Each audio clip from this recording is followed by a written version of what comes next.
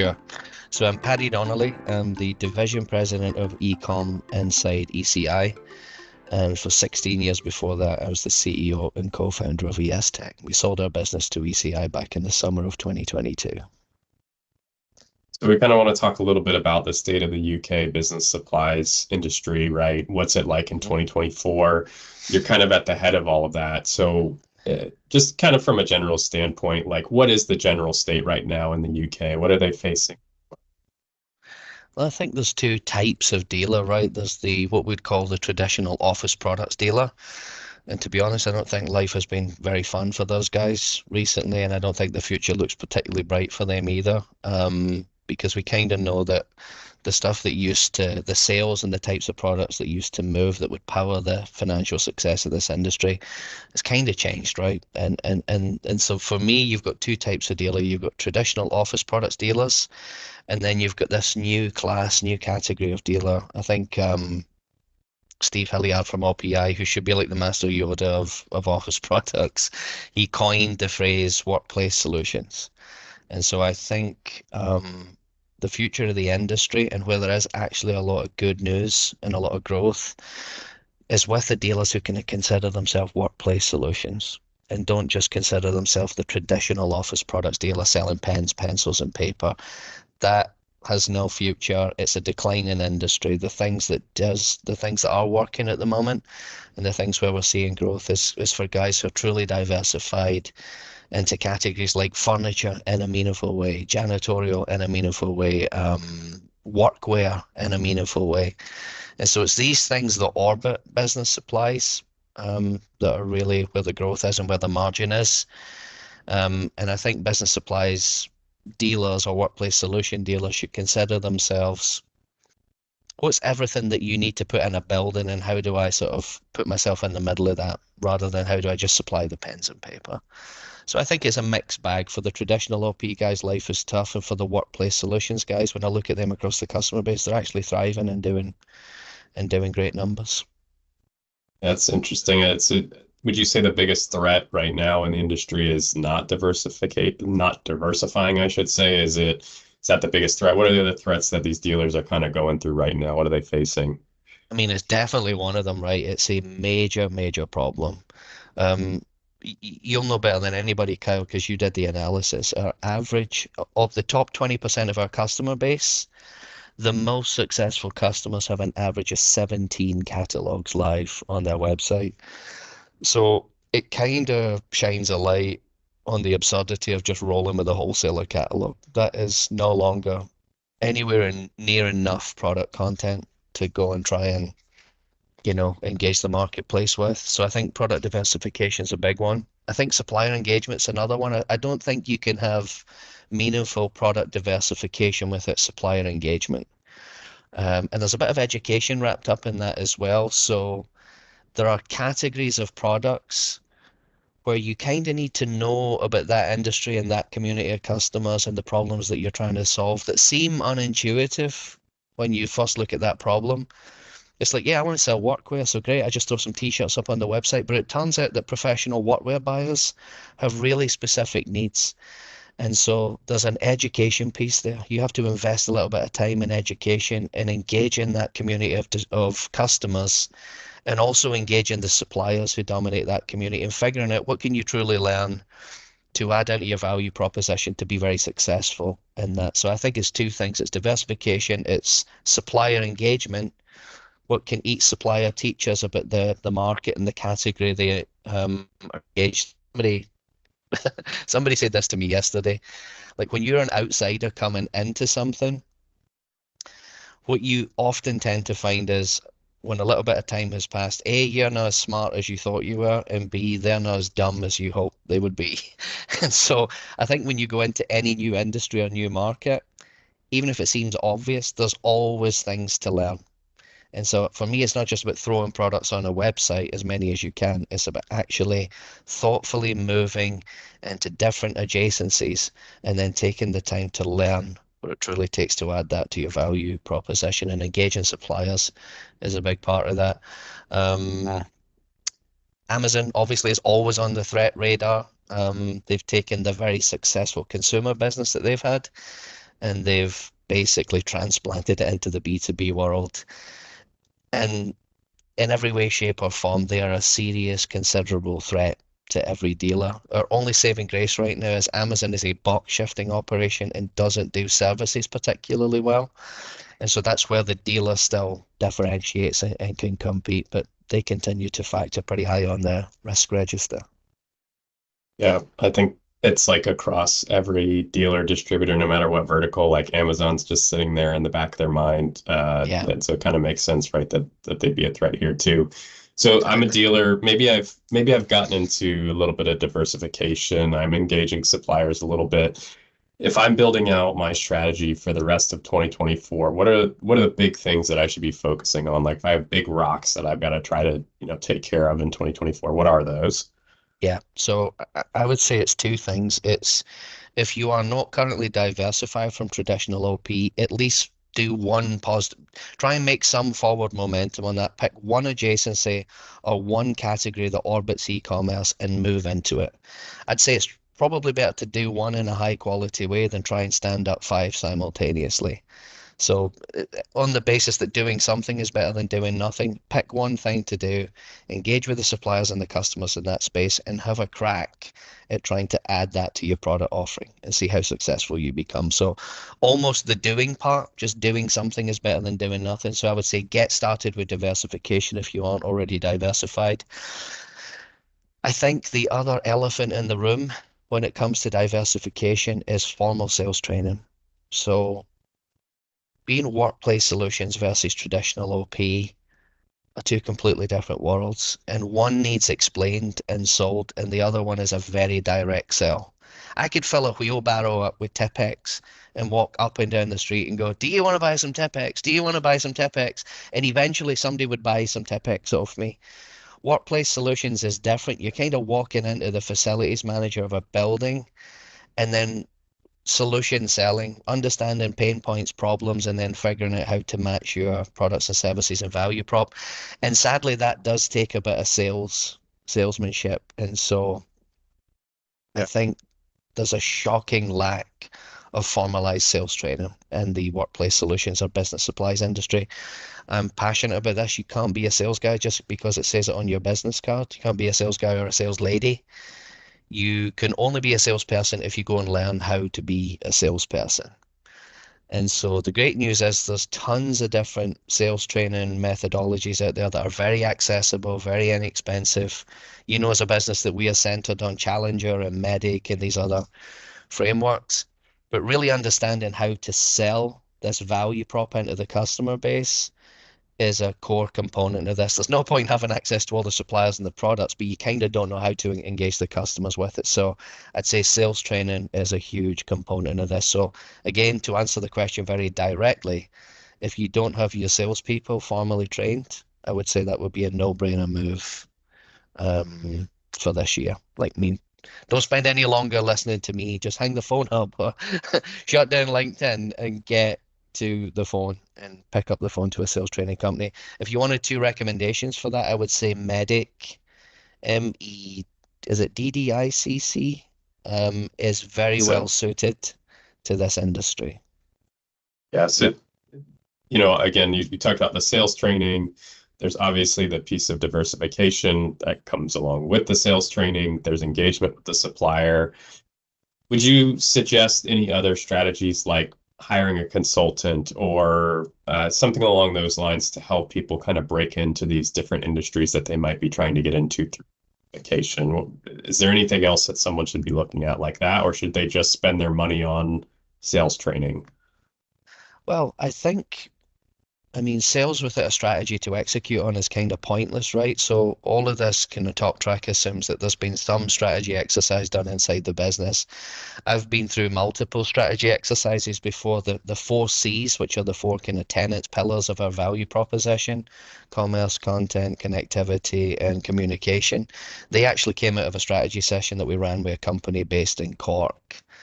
Um, I'll be honest, I'm not sure it's the best money we ever spent, but we did get the four C's out of it, and they've proven to be very valuable as we went forward. And for everything that we go and try and do, and for every industry we try and break into, we kind of benchmark that against the four C's and say, well, Do we have the content? Is the commerce platform at least 95% feature complete? Can we connect to the incumbent ERP systems in the space?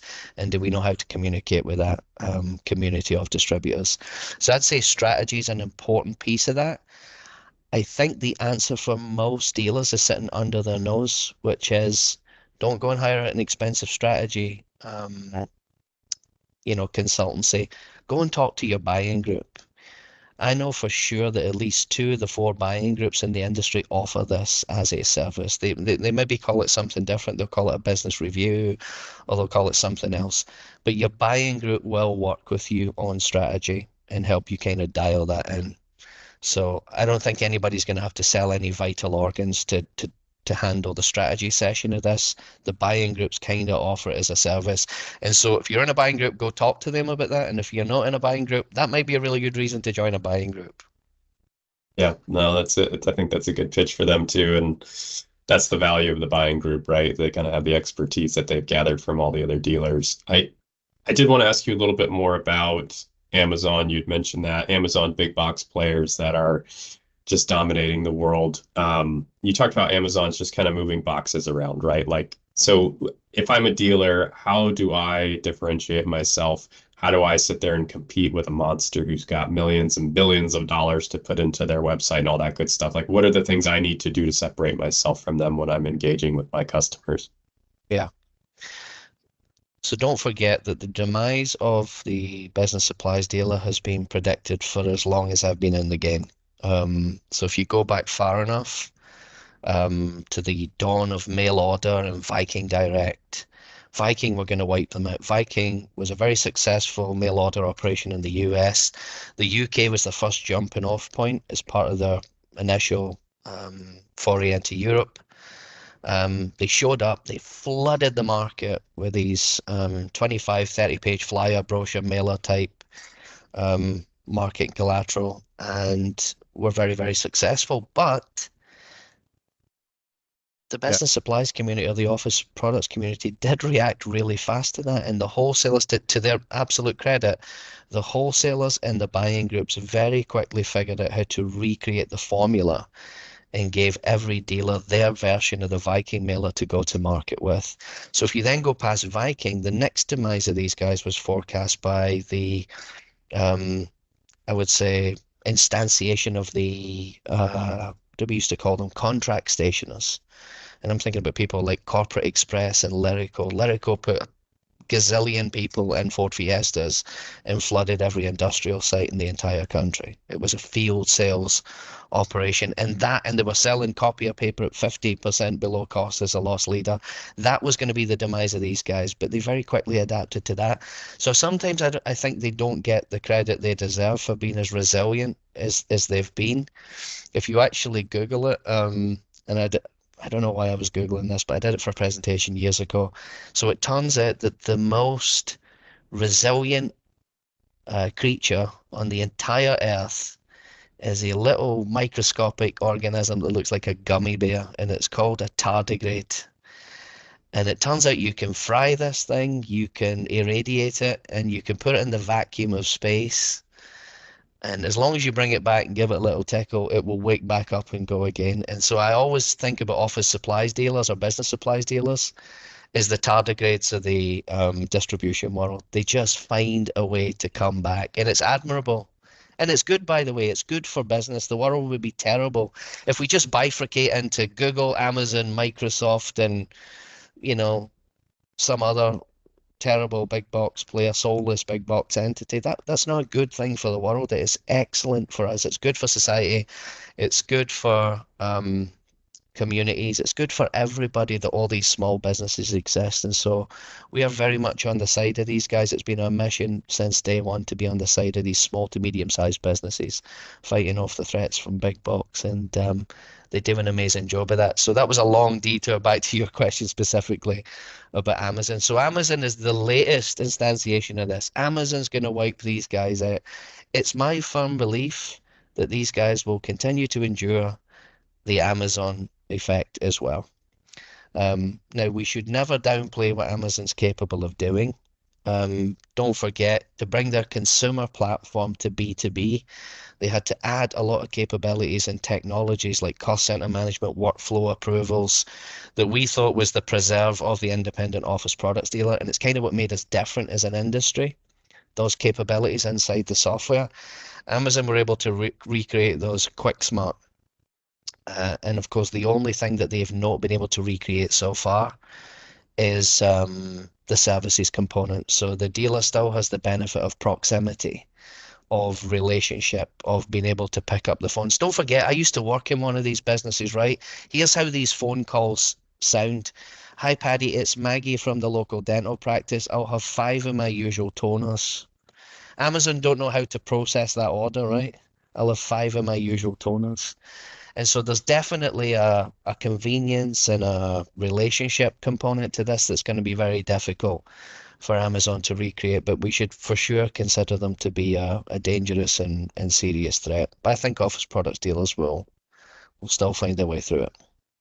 Yeah, they're survivors, it seems. And we've kind of seen a little bit of turmoil too, just larger groups, organizations in the space, almost kind of disappearing overnight. So that's some turmoil that we see. How do dealers avoid getting caught up in things like that? Like, what are the things they need to look for as they're looking for partnerships, say with a buying group or, even maybe hiring more salespeople? Like, what are the things they need to kind of keep an eye on to avoid that happening to them? Yeah, yeah. Listen, Definitely.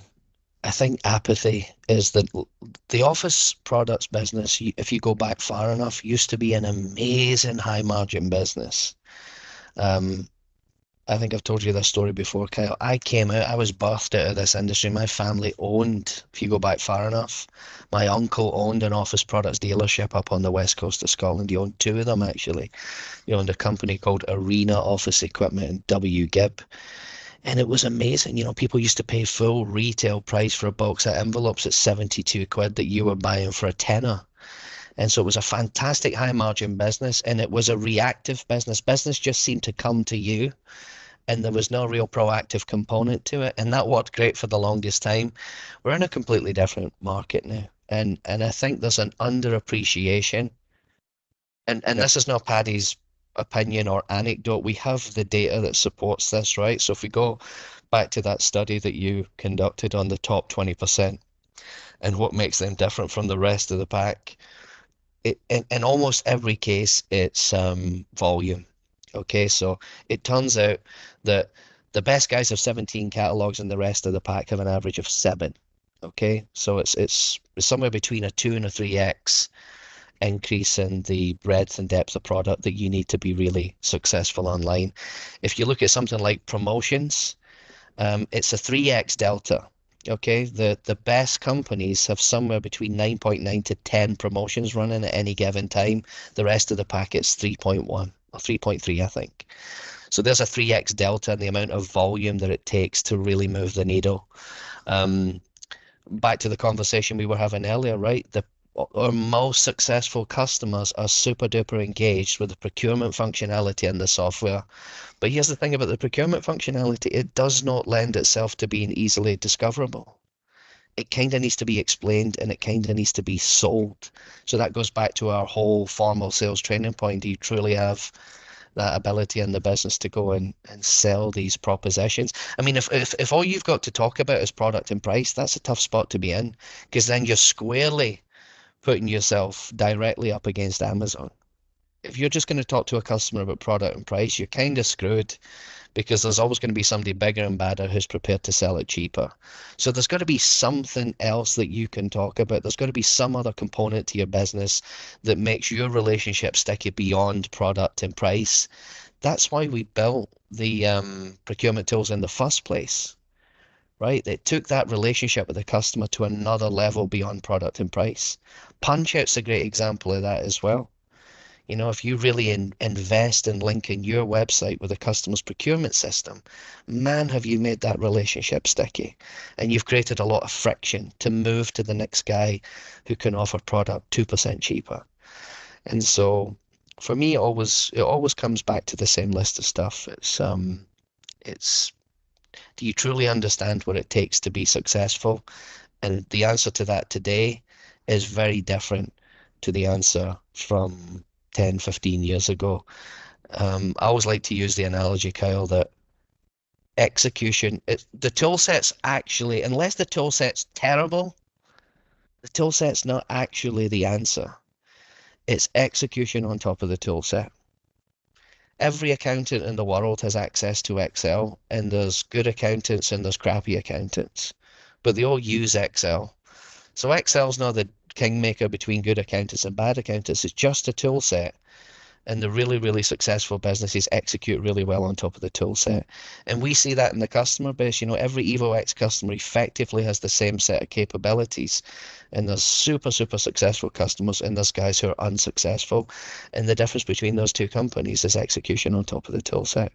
So there's more volume, there's more output, there's more proactivity required than I think what most people realize, or maybe even have the time to execute on. So Yeah.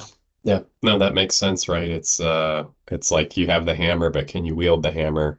And yeah, I think it's the same with the tool sets. I know it's more about the execution, but in today's era and being able to compete with the big boxes, the Amazons, all that, it seems like there is what we would call table stakes, like that you need, right? Like from your tech stack. So what are like table stakes right now for business supply dealers, workplace dealers in the UK right now? Like what do they absolutely have to have fundamentally to be able to compete? yeah. So, I mean, I would tell you that on the back of COVID, when the branch closed and the office closed and the depot closed, the only thing anybody could make consistent for a customer was the website. Okay. And so the website not only became how you transact with these people, it also became the vehicle how you communicate with your customers. Because the offices that you used to ring up and try and speak to somebody are now empty, and the person you're looking for is actually now tucked away safely in their residential location, and you don't have the telephone number for it. So for me, that the whole world of sales and outreach has completely changed. So I would tell you on that basis, like Yeah. a website is no longer an optional line item. This is the Mandy Rice Davis quote, right? He would say that, wouldn't he? But the website's no longer an optional line item. You need it like you need a telephone, like you need a truck, like you need employees. It's one of the items on the critical path. I don't know how you do this without a website, and it's how the overwhelming majority of these products are purchased, right? They're purchased through a website. So you leave the website to deal with the transaction, that leaves the salespeople and the staff available to have higher value conversations. I mean, the old days of sending somebody in a car to drive to somebody's office to take an order for two HP 45 ink cartridges that have got £2.50 worth of margin in them. It's kind of crazy, right? That's over. So you offload that problem to the website, you have higher value conversations with the customer. So you need a website for sure. You need a good ERP system. Like it's very low margin business, pressure on margins being squeezed the whole time.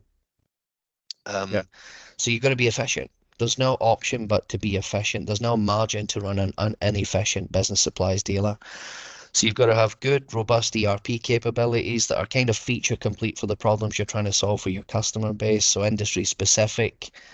You've got to be connected to your supply chain electronically through EDI and OPXML. And the website, most importantly, has to be seamlessly connected to the ERP. I really believe that self-service is becoming as big a component of the web story as being able to transact online. So yeah, people go to the website to buy things, but increasingly you want to abstract away all the very low value tasks from the team at the front end of the business. And again, I used to work in these companies, so I know what this, the amount of requests that come in on a week for, can you send me a copy invoice? Can you fax me a statement? Can you tell me what you've got in stock? They're all things we should abstract away to the website, but we can only do it if the website's hooked up to the ERP system. So I think the theme there, if we try to sort of capture that in a theme, it's how do we bring together customer portal and shopping into a single modern experience, abstracting away all that low value admin type work. There is one thing I did want to mention, Kyle, on the risk register, and I think things that dealers should be worried about and thinking about, which is the health of the supply chain. Like at the wholesale level, at the manufacturer level, at the dealer level, there is not a lot of financial health in the supply chain. And there's only so much a dealer can do about that, right? I mean, we've had some very big, spectacular failures here in the UK marketplace over the last couple of years at the wholesale level and the buying group level that were extremely disruptive to the dealer community. And so the only, and I don't know if any dealer is going to be able to fix that. Maybe that's just how it's going to be going forward. But I guess you can insulate yourself from that if you're well diversified across a range and a network of suppliers and not too dependent on one single source of supply. So again, for me, that supports the message that we've been kind of communicating all the way through this conversation, which is for a whole bunch of different reasons, for value prop, for business continuity, for all these different reasons, diversification is the number one trend everybody should be thinking about. Yeah, no, that's good insight. That was going to be my follow-up, right? If there is that threat, how do they mitigate against it? Diversification, right? That seems to be, in a sense, a little bit of a, I don't know if it's quite a magic bullet, right? But it's the most important thing that all the dealers should be looking at right now in 2024. In the list of controllables, right? Control the controllables. There's things that's happening in the industry outside of everybody's control, but there's a list of controllables and diversifications. I think the easiest lever that people can pull up or reach up and pull that could really move the needle for their business. So, well, thank you for your time, Paddy. Appreciate all the insights. Always, man. It's good fun. Thanks, Kyle. Take care.